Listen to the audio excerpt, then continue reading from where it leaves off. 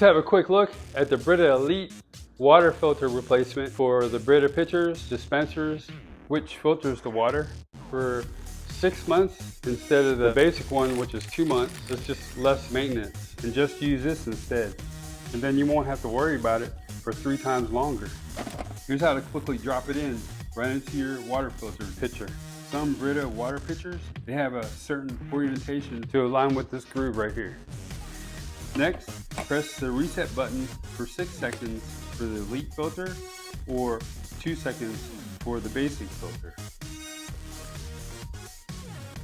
If this video was helpful and vibed with you, please visit our product link below in our description for the product information.